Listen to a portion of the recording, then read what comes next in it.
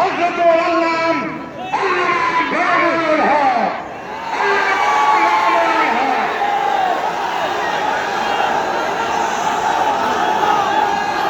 আসসালামু আলাইকুম ওয়া রাহমাতুল্লাহ। আলহামদুলিল্লাহি রাব্বিল আলামিন। والصلاة والسلام على سيد الأنبياء والمرسلين وعلى آله وأصحابه ومن تبعهم أجمعين أما بعد। হেফাজতে ইসলাম বাংলাদেশ ঢাকা মহানগর উদ্যোগে আয়োজিত ফিলিস্তিনে বর্বর ইসরায়েলি হামলা এবং ভারতের মুসলমানদের বিরুদ্ধে পরিচালিত আগ্রাসনের বিরুদ্ধে প্রতিবাদে আয়োজিত আজকের বিক্ষোভ সমাবেশে উপস্থিত সংগ্রামী সভাপতি, হেফাজতে ইসলাম বাংলাদেশ ঢাকা মহানগরীর সংগ্রামী সভাপতি, হেফাজতে ইসলামের সিনিয়র যুগ্ম মহাসচিব জননেতা মাওলানা জুনায়েদ আল হাবিব, উপস্থিত হেফাজতে ইসলাম বাংলাদেশের কেন্দ্রীয় মহানগরী নেতৃবৃন্দ, ঢাকা মহানগরের সর্বস্তর থেকে সমবেত হেফাজতে ইসলাম বাংলাদেশের নেতাকর্মী ও সর্বস্তরের তৌহিদি জনতা, আজকে অত্যন্ত ভারাক্রান্ত হৃদয়ে রক্তক্ষরণ নিয়ে আজ পবিত্র জুমার দিনে জাতীয় মসজিদ বাইতুল মুকাররমের উত্তর প্রাঙ্গণে আমরা সমবেত হয়েছি।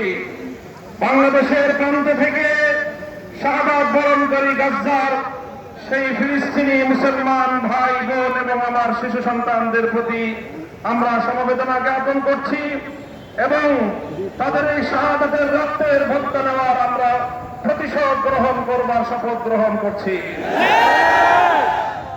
আমরা এই বাংলাদেশের রাজধানী ঢাকায় দাঁড়িয়ে এখান থেকে বিশ্ব মুসলমানদের সঙ্গে সংহতি প্রকাশ করে হেফাজতে ইসলামের পক্ষ থেকে আন্তর্জাতিক শক্তিগুলোর প্রতি বিশ্ব সম্প্রদায়ের প্রতি আহ্বান জানাই। বিশেষ করে জাতিসংঘকে আমরা স্পষ্ট বার্তা দিতে চাই, আপনারা যদি এভাবে ফিলিস্তিনের নিরপরাধ নারী, শিশু, আবার বৃদ্ধ বনিতাদের হত্যাকাণ্ড এবং রক্ত প্রবাহ বন্ধ করতে না পারেন, এই যুদ্ধ কামাল সারা পৃথিবীতে ছড়িয়ে পড়তে পারে। এর জন্য সম্পূর্ণ দায় জাতিসংঘকে বহন করতে হবে।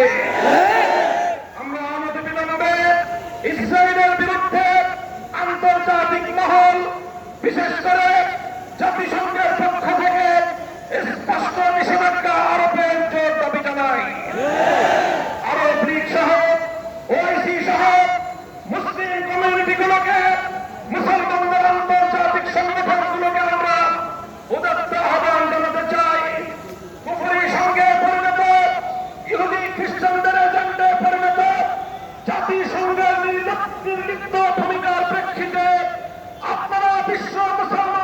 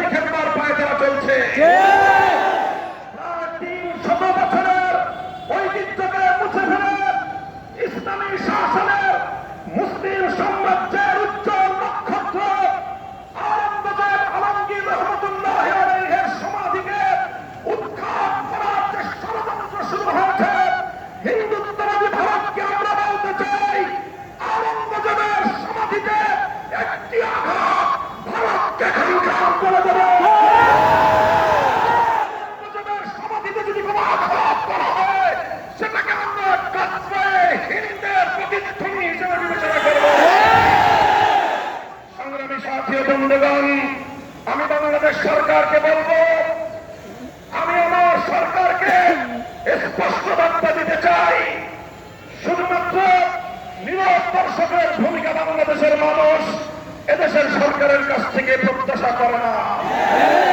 আপনারা ভারতকে, ভারতের প্রয়োজনে রাষ্ট্রদূতকে তলব করে যেভাবে আরব বিজয়ের সমাধিকে কেন্দ্র করে নতুন করে ভারত জুড়ে দাঙ্গা বাঁধাবার পায়তারা চলছে, এটাকে যেন বন্ধ করার চেষ্টা করা হয়, ভারত সরকার যেন কার্যকরী পদক্ষেপ নেয়। আর যদি সেটা ভারত করতে ব্যর্থ হয়, আমি বাংলাদেশ সরকারকে বলবো ভারতের বিরুদ্ধে আন্তর্জাতিক অঙ্গনে কূটনৈতিক পদক্ষেপ গ্রহণ করবার জন্য। আমরা স্পষ্ট ভাষায় বলতে চাই, ভারত এবং ইসরায়েল যৌথ প্রযোজনায় যেভাবে মুসলিম নিধন পরিচালনা করছে, মুসলমানদের রক্তে রঞ্জিত করছে পৃথিবীর মানচিত্রকে, এই যৌথ শক্তিকে রুখতে গিয়ে, এই যৌথ শক্তিকে রোধ করার জন্য গোটা বিশ্ব মুসলমানদেরকে বরং তার চেয়ে বড় বিশ্বের মানবতাবাদী সকল শক্তিগুলোকে ঐক্যবদ্ধ করে প্রতিরোধ করে দেওয়ার জন্য বাংলাদেশ সরকারকে আমি উদ্যোগী ভূমিকা পালন করার আহ্বান জানাই। আপনারা আন্তর্জাতিক বিশ্বকে আহ্বান করেন, উদ্যোগ গ্রহণ করুন। বাংলাদেশ আর শুধুমাত্র আন্তর্জাতিক অঙ্গনে নীরব দর্শকের ভূমিকা পালন করতে চায় না। প্রফেসর ডক্টর ইউনূস সাহেব বাংলাদেশের অন্তর্বর্তীকালীন সরকারের প্রধান উপদেষ্টা, একজন আন্তর্জাতিক ব্যক্তিত্ব, আন্তর্জাতিক অঙ্গনে ফিলিস্তিন এবং ভারতের মুসলমানদেরকে রক্ষা করার জন্য অগ্রণী ভূমিকা পালন করেন। আন্তর্জাতিক অঙ্গনে আপনার এবং বাংলাদেশের ভাবমূর্তি আরো নতুন উচ্চতায় উন্নীত হবে ইনশাআল্লাহ। সেই সঙ্গে আমরা ব্যক্তহীন ভাষায় বাংলাদেশ সরকারকে ঘোষণা করে শুনিয়ে দিতে চাই, জনতার পক্ষ থেকে ইসরায়েলের প্রতি বাংলাদেশের চলে আসা কঠোর মনোভাবে কোন ধরনের রদ বদল বাংলার তাওহীদি জনতা বরদাস্ত করবে না।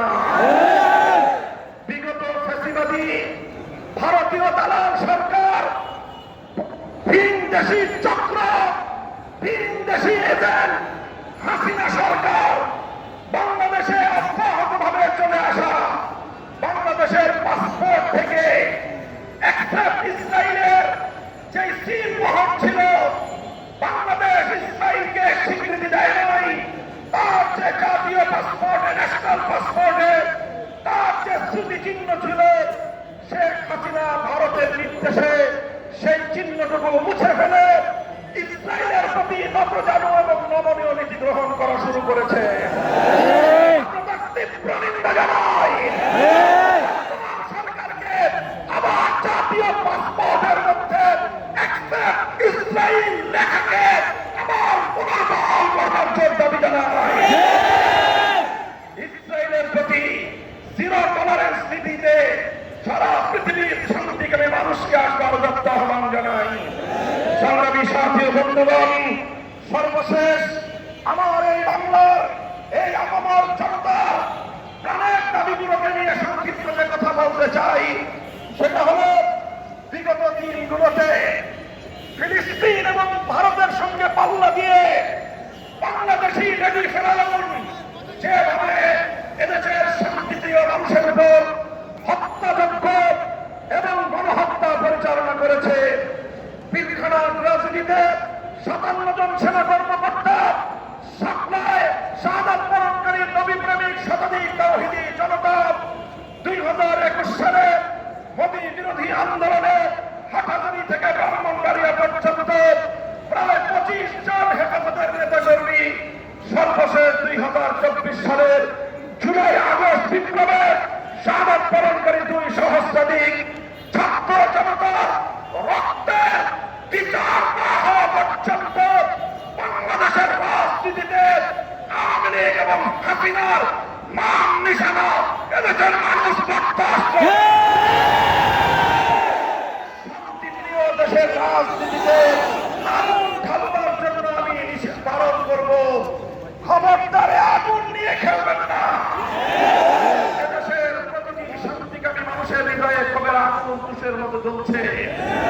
সারা দুনিয়ার মানুষ প্রেডিকশন করেছিল খুনি হাসিনার যেদিনই পতন হবে সেদিন লক্ষ লক্ষ আওয়ামী জালেমদের লাশ বাংলার মাটিতে পড়বে।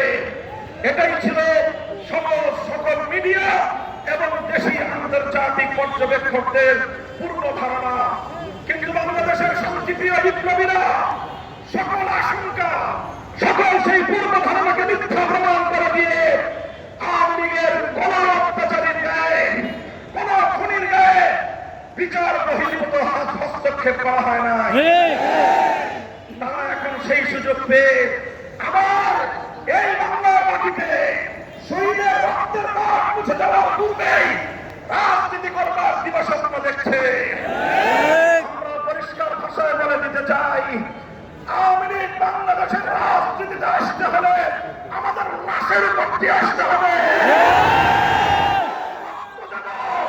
জীবন দেব খুনি বাংলাদেশ বিরোধী শেখ হাসিনা এবং তার নেতৃত্বদেরকে বাংলার রাজনীতিতে পুনর্বাসন করবার যে কোনো পদক্ষেপকে আমরা রুখে দেবো ইনশাআল্লাহ। আমরা অনতিবিলম্বে শেখ হাসিনা সহ তার সকল খুনি মন্ত্রী পরিষদের সদস্য এবং প্রশাসনের শীর্ষ কর্মকর্তাদেরকে সহ সকল খুনিদেরকে বিচারের আওতায় এনে অনতিবিলম্বে তা কার্যকর করবার দাবি জানাচ্ছি। বাংলাদেশ শান্ত থাকুক, বাংলাদেশের মানুষ নিরাপদ থাকুক, আর কোন প্রতিহিংসার রাজনীতি বাংলাদেশে যেন পুনর্বাসিত না হয় সেই আহ্বান দেশবাসীর প্রতি সকল রাজনৈতিক এবং সকল পক্ষীয় শক্তিগুলোকে সেজন্য ঐক্যবদ্ধ থাকার আহ্বান জানাচ্ছি। সংগ্রামী সাথী ও বন্ধুগণ, ফিলিস্তিন ইস্যুতে আবারও বলছি,